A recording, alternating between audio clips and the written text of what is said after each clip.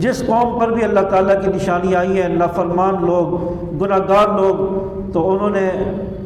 اور مشرکین کافر انہوں نے ہر چیز سے منہ موڑا ہے، اللہ کی نشانیوں سے منہ موڑا ہے، یہاں تک کہ پیغمبروں کی بات کو بھی انہوں نے نہیں مانا، اور نبی سے ایسے ایسے معجزے اللہ تعالیٰ نے ظاہر کروائے لیکن اس کو بھی یہ قوم نہیں مانی۔ چاند کے 2 ٹکڑے ہو جانا، آپ صلی اللہ علیہ وسلم کے ہاتھوں سے پانی کے چشمے جاری ہو جانا، آپ صلی اللہ علیہ وسلم کا معراج پر چلے جانا،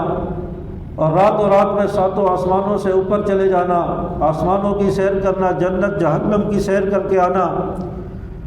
سدرۃ المنتہا تک پہنچ جانا، اللہ سے ہم کلام ہونا، بیت المقدس تک چلے جانا، اس کی ایک ایک نشانی کو بتانا،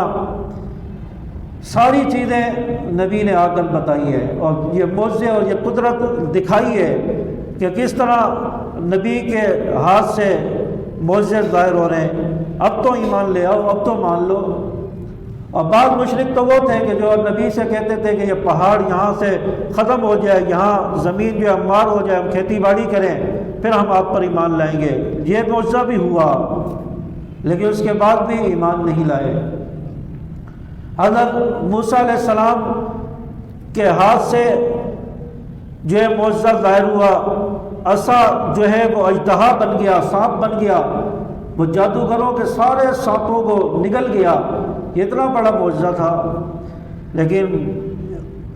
بعض لوگ جو ایمان لانے والے تھے وہ تو ایمان لے آئے، لیکن جو سرکش تھے، جو فرعون تھا، اس کے جو پیروکار تھے، وہ پھر بھی ایمان نہیں لائے۔ تو بہت سارے معجزات پیغمبروں پر، نبیوں پر ظاہر ہوئے ہیں، تو لوگوں نے ان کو نہیں مانا، لوگوں نے نافرمانی کی۔ تو اس لیے فرمایا کہ ہمارے نشانیوں میں سے، اللہ کی نشانیوں میں سے کوئی نشانی ایسی نہیں پروردگار کی کہ جس سے ان لوگوں نے منہ نہ موڑا ہو۔